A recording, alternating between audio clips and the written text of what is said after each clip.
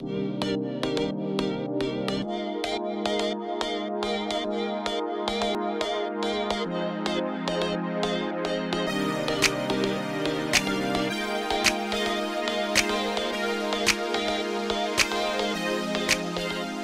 sommes ici sur le territoire d'Anse-Bertrand, commune de Lens-Bertrand, sur un territoire plus large de Nord-Grande-Terre, qui est l'île calcaire de la Grande-Terre. Et de ce fait, a un système hydrographique complètement différent de celui de la Basse-Terre. Anse-Bertrand, c'est une terre riche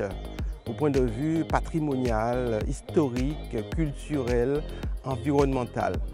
Donc la mare, c'est un patrimoine parce qu'on retrouve dans la mare tous les aspects que je viens de citer.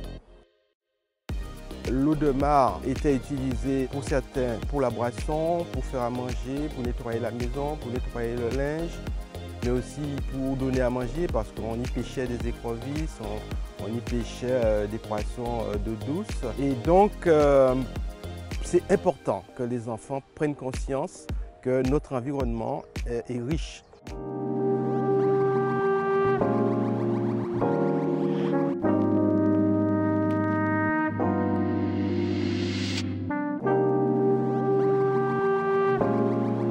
L'objet de cette manifestation, c'est de célébrer un petit peu les zones humides et en particulier les mares, à travers cette fête des mares, mais c'est aussi l'occasion de participer aux 50 ans de 2 programmes internationaux, l'un sur les rapports entre l'homme et la nature et un deuxième programme plus spécifiquement sur les zones humides et comment les communautés humaines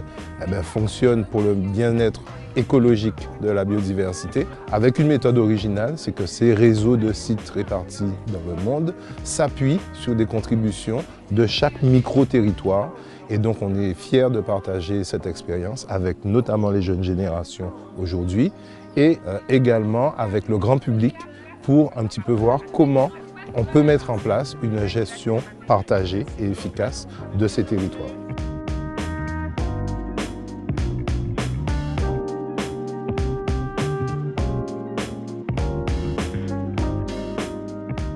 Nous avons été sollicités par le Parc national sur la lecture de paysages et nous les remercions d'avoir fait appel au CAUE pour cette lecture de paysages donnée à ces enfants de CM1, CM2